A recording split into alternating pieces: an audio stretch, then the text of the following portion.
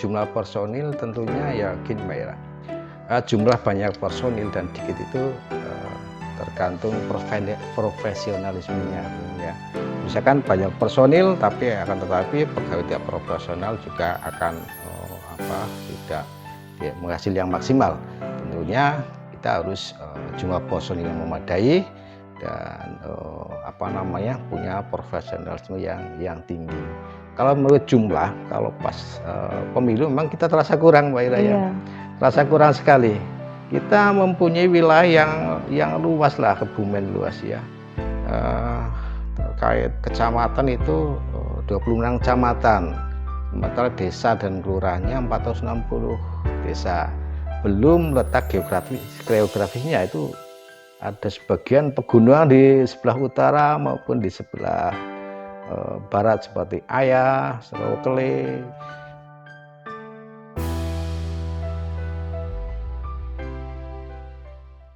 Assalamualaikum warahmatullahi wabarakatuh. Selamat pagi sahabat pemilih dimanapun Anda berada. Jumpa lagi dengan saya Ira Rina Risnawati dalam talkshow KPU Kebumen Menyapa dari Sapa Jadi Tahu. Seperti biasa, kita akan menemani Jumat pagi Anda dengan bincang-bincang menarik seputar kepemiluan. Pada talkshow kali ini, kita akan membahas mengenai Sekretariat KPU sebagai supporting system dalam penyelenggaraan pemilu. Sudah hadir bersama kita di studio Bapak Handoyo Esos, Sekretaris KPU Kabupaten Kebumen. Selamat pagi Pak Handoyo. Selamat pagi Mbak Ira. Selamat pagi sahabat pemilih dimanapun berada. Assalamualaikum warahmatullahi wabarakatuh. Salam sejahtera untuk kita semua. Sehat Pak Han? Alhamdulillah sehat Mbak Ira. Alhamdulillah sehat. Pak Han ini sudah berapa lama ya di KPU ya Pak Han? Kurang lebih sudah 17 tahun Mbak Ira. Wah, lama sekali. Dari tahun berapa Pak? Itu saya keberadaan di KPU waktu itu masih satkernya masih berupa perwakilan sekretaris KPU, itu sekitar tahun 2003.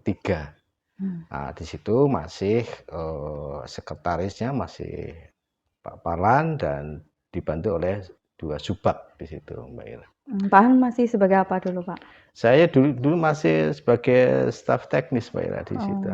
Jadi masih awal-awalnya masih begitu sarana dan prasarana itu masih minim sekali.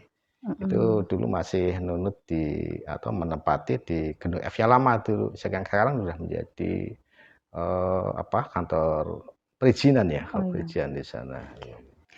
Baik Pak Handoyo, tema kita kali ini itu khusus membahas mengenai sekretariat KPU ya Pak Han. Baik Mbak Ira. Lalu posisi sekretariat dalam kelembagaan KPU itu bagaimana ya Pak Han? Kita bicara terkait posisi sekretariat, tentunya kita rekes dulu ya Mbak Ira terkait dengan keberadaan lembaga KPU. Bahwa lembaga KPU itu adalah amat daripada rakyat. Kenapa dari rakyat? Bahwa lembaga KPU dibentuk berdasarkan Undang-Undang Dasar 45, di mana pasal 22 ayat 5 huruf E disebutkan bahwa pemilihan umum diselenggarakan oleh suatu komisi pemilihan umum yang bersifat nasional dan mandiri. Undang-undang yang buat siapa Mbak Ira? Yang adalah DPR, legislatif. DPR adalah hasil pemilu legislatif sendiri yang jadi oleh rakyat sudah didegasikan pada anggota DPR itu untuk membuat undang-undang. Tadi saya sampaikan bahwa sifatnya nasional ya Mbak Ira. Nasional itu keberadaannya ada di pusat, ada di seluruh provinsi, ada di seluruh kabupaten dan kota. Artinya nasional ada di seluruh Indonesia ya. Tetap artinya keberadaan lembaga KPU tetap tidak akan berubah atau bubar dan sebagainya tanpa ada amandemen terhadap undang-undang sendiri. Itu sifat tetap dan mandiri bahwa komisioner keberadaannya adalah mandiri dalam penyelenggaraan pemilu, hanya penyelenggaraan pemilu ya, hanya penyelenggaraan pemilu mandiri. Jadi di sana komisioner tanpa pengaruh dari pihak manapun dalam penyelenggaraan pemilu. Itu kelihatannya itu Mbak Ira. Oh, begitu ya Pak. Lalu untuk sekretariatnya itu gimana Pak? Tadi kan kita sudah bicara terkait lembaganya dulu ya Mbak Ira. Tentunya kita atau rumahnya ya, lembaga atau rumahnya. Tentunya ada di dalamnya. Di dalamnya siapa aja? Yaitu satu adalah komisioner. Komisioner adalah anggota KPU. Di sana anggota KPU di dalamnya juga terdapat sekretariatan. Sekretariatan adalah untuk membantu, untuk mendukung pelaksanaan atau kebijakan dari komisioner itu dalam penyelenggaraan pemilihan umum. Lah, sekretariat itu dikepalai oleh seorang sekretaris. Bapak ya. Sekretaris, alhamdulillah saya dikepalai sekretaris. Saya ini dibantu oleh 4 kasubag. Kasubag teknis, kasubag hukum dan pengawasan, kasubag prodat atau program dan data, dan kasubag keuangan umum dan logistik. Di lain itu juga kasubag membawai personil atau fungsional umum. Masing-masing di dalamnya ada apa namanya, PNS dan non PNS dalamnya. Begitu mungkin Mbak Ira untuk posisi sekretariat sama ini. Jumlah personil dalam kelembagaan KPU Kebumen ini khususnya apa itu berapa, Pak? Kalau jumlah personil komisioner dan kesekretariat itu kurang lebih 33 personil Mbak Ira ya. 5 dari komisioner, untuk yang 28 dari sekretariat. Itu saya sampaikan di awal bahwa untuk kesehatan ada beberapa status itu Mbak Ira ya. Ada status kepegawaian, artinya status kepegawaian. Yang satu adalah pegawai organik atau PNS yang direkrut oleh KPU RI ataupun PNS Pemda yang mutasi ke KPU, itu termasuk organik. Samping itu ada pegawai DPK, masih ada 1 personil DPK. Kemarin ada 2. Setelah lepas Pak Lili, kemarin Pak Lili sama Bu Arinta itu masih DPK. Pak Lili kemarin per 1 Agustus sudah pensiun purna tugas ya, per 1 Agustus. Tinggal Bu Arinta ini juga kelihatannya dalam waktu dekat juga akan pensiun ya per Februari 2022. Di samping itu juga ada tenaga kontrak. Tenaga kontrak artinya di situ untuk membantu administratif. Untuk Satpam ada 3, untuk apa namanya, Pramubakti ada 3. Mungkin itu Mbak Ira untuk selama ini jumlah personil di KPU Kabupaten Kebumen. Oh, iya Pak. Lalu untuk jumlah personil yang segitu ya Pak, 33 orang itu memadai atau tidak Pak untuk dalam penyelenggaraan pemilu ini Pak? Kalau khususnya penyelenggaraan pemilu ya artinya jumlah personil tentunya ya gini Mbak Ira. Jumlah banyak personil dan dikit itu tergantung profesionalismenya ya. Misalkan banyak personil tapi pegawai tidak profesional juga akan tidak menghasil yang maksimal. Tentunya kita harus jumlah personil yang memadai dan punya profesionalisme yang tinggi. Kalau menurut jumlah, kalau pas pemilu memang kita terasa kurang Mbak Ira ya. Terasa kurang sekali. Kita mempunyai wilayah yang luas lah, Kebumen luas ya. Terkait kecamatan itu 26 kecamatan. Sementara desa dan kelurahannya 460 desa. Belum letak geografisnya itu ada sebagian pegunungan di sebelah utara maupun di sebelah barat seperti Ayah, Serokele. Kalau sebelah utara seperti Sempor ya, Sempor, sebagian Pejagoan, Karanggayam, Sadang, Padereso, Karangsambung itu wilayah-wilayah yang memang dikatakan agak berat terutama untuk sosialisasi. Ya. Seperti untuk teknis sendiri ya, teknis. Teknis itu dia membawa teknis penyelenggaraan dan Hukmas. Tentunya dalam sosialisasi terbatas sekali dengan jumlah personil kasubag teknis itu sekitar 3 PNS ya. 3 PNS dibantu 1 tenaga pendukung. Kalau tidak di backup dengan kasubag lain itu untuk sosialisasi artinya sosialisasi oleh di KPU kan kita mendukung dia dalam penyelenggaraan sosialisasi. Tentunya sangat kurang sekali. kita bisa menjangkau wilayah, akan tetapi dalam sosialisasi tidak maksimal. Ya tentunya antara wilayah yang apa namanya, antara mungkin kabupaten ya, untuk KPU kabupaten satu dan yang lainnya, tentunya ada perbedaan terkait dengan personil PNS ya, personil PNS.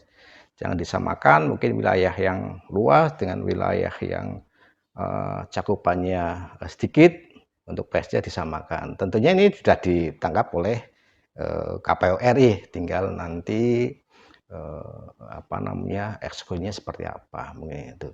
Kalau tidak mungkin kalau pas waktu pemilu antara tenaga pendukung ya, biasanya kan kalau pas ada pemilu ada tenaga pendukung yang ikut. Itu mungkin dibedakan mungkin solusinya juga bisa dari segi itu mungkin gitu Mbak Ira mungkin. Oh, baik gitu. Menarik sekali sahabat pemilih. Sebelum kita lanjutkan bincang-bincang menarik ini, kita akan rehat sejenak dan kita lanjutkan setelah yang satu ini.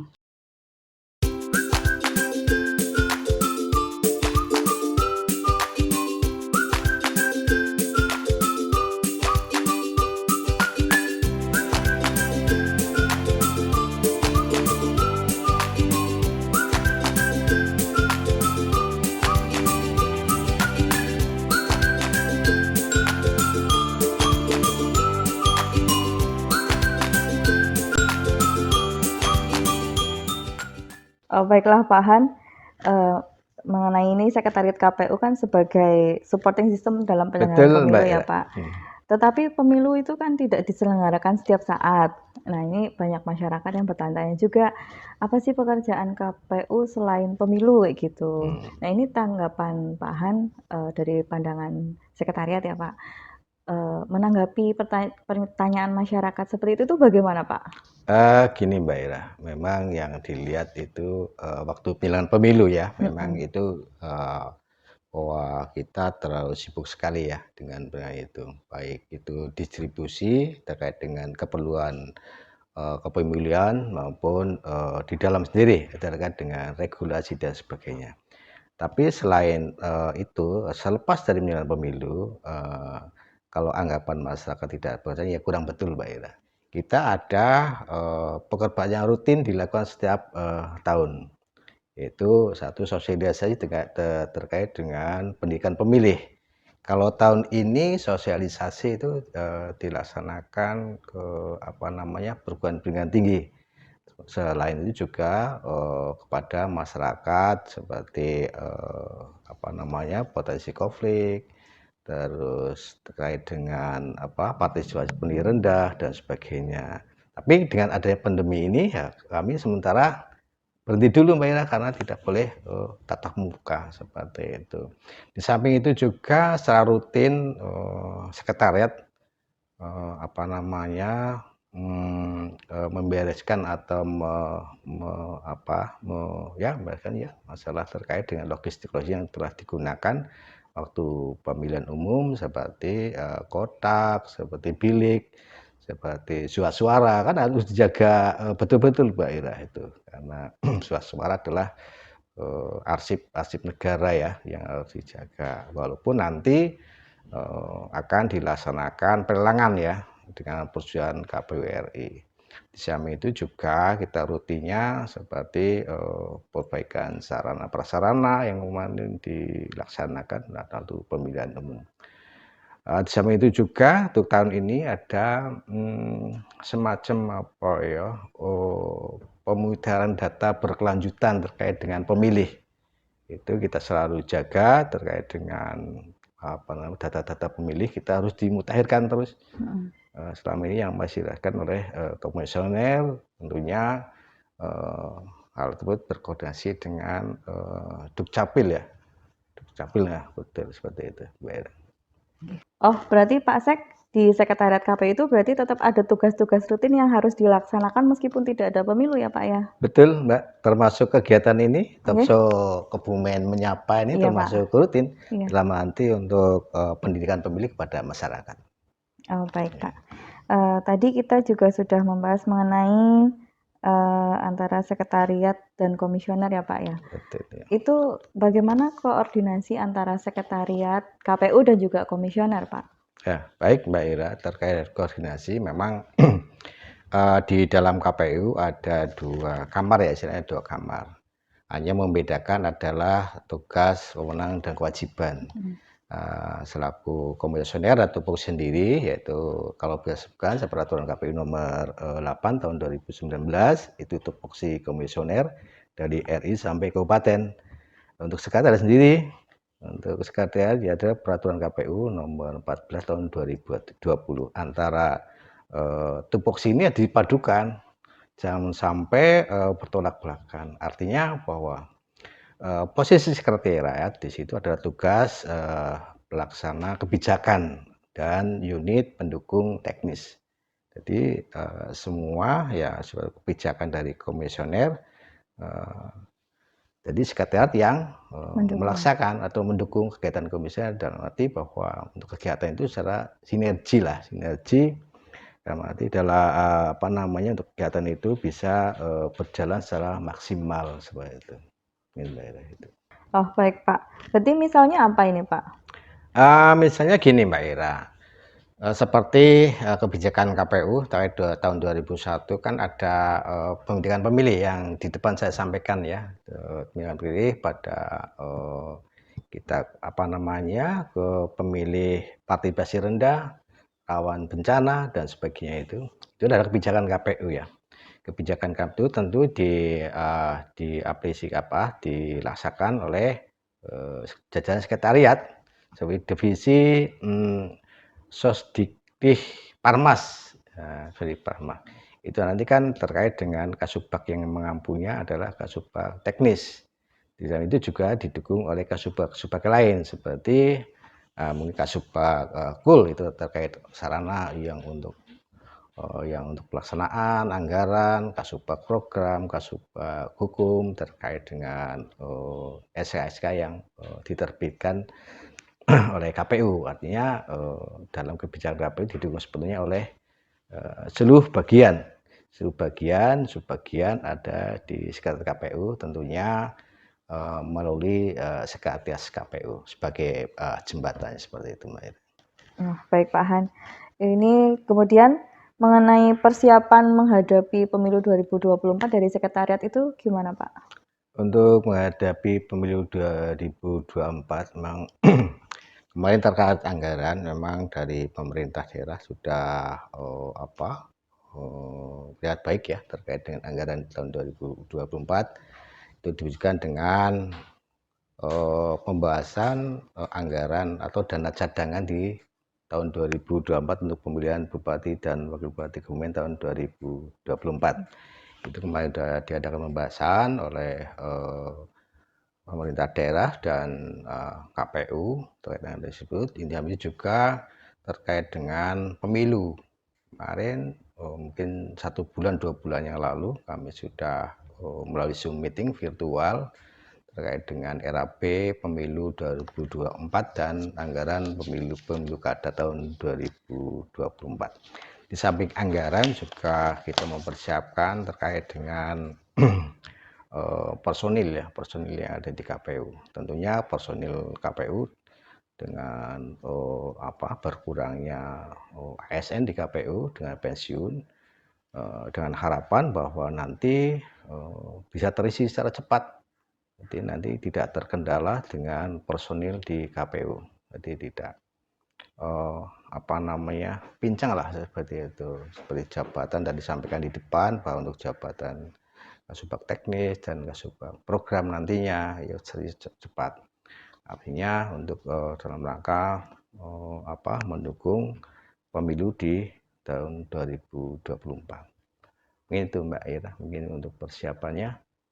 Oh ya, kemudian untuk harapannya Pak, harapan untuk pemilu 2024 ini apa Pak? Harapannya tentunya kita berharapan yang baik lah. Yang baik dengan persiapan yang begitu lama, tahun 2004 sudah dimulai tahun 2001 dengan harapan bahwa itu terkait regulasi, terkait dengan outputnya atau penyelenggaranya itu bisa berjalan dengan lancar. Tapi akan tetapi ada beberapa memang tadi harapan ya, ada permasalahan tentunya ya, ada permasalahan untuk kabupaten terkait dengan yang krusial adalah terkait penyimpanan logistik. Kalau kemarin kan hanya satu surat suara, satu kotak surat suara ya. Nanti kalau tahun 2004 kalau jadi bisa sampai 5 kotak surat suara. Padahal untuk kebutuhan gudang di Kebumen itu ya jelas terbatas sekali. Seperti kemarin pemilu tahun 2019, kita menggunakan gudang Maxole yang berluas itu aja full sekali Mbak Ira. Tidak hanya di situ Maxole, kita tambah di gudang tentara pelajar. Memang kalau bersamaan, kalau tidak ada penyerdahan dan sebagainya, tentunya kita permasalahan dengan logistik maupun gudang untuk penampungan itu. Belum nanti di tingkat kecamatan seperti apa. Jadi itu satu perlu dipikirkan. Ya tidak hanya KPU tentunya, terkait stakeholder terkait juga bisa membantu. Persalinan itu tidak hanya KPU, tapi ada dukungan dari pihak-pihak terkait seperti pemerintah daerah, dukungan pemerintah daerah maupun dari kepolisian sebagai pengawalan maupun yang lain seperti itu. Oh iya, berarti harapannya nanti agar logistiknya itu bisa semua terakomodir, terus kemudian gudangnya juga terpenuhi kayak gitu ya Pak ya. Artinya nanti bisa berjalan dengan baik di tahun 2024. Sahabat pemilih, demikian tadi talkshow kita hari ini bersama dengan Bapak Handoyo Esa, Sekretaris KPU Kabupaten Kebumen. Sahabat pemilih, penyebaran virus corona masih terus terjadi, maka dari itu kita harus selalu siaga dan berjaga-jaga. Jangan lupa selalu menerapkan 5M, yaitu memakai masker, mencuci tangan dengan sabun, menjaga jarak, menjauhi kerumunan, dan juga mengurangi mobilitas. Semoga sahabat pemilih sehat selalu. Nantikan sapaan kita selanjutnya dalam acara talkshow KPU Kebumen Menyapa dari Sapa Jadi Tahu. Jangan lupa like, komen, dan subscribe channel YouTube KPU Kebumen. Saya Ira Rina Risnawati undur diri. Wassalamualaikum warahmatullahi wabarakatuh.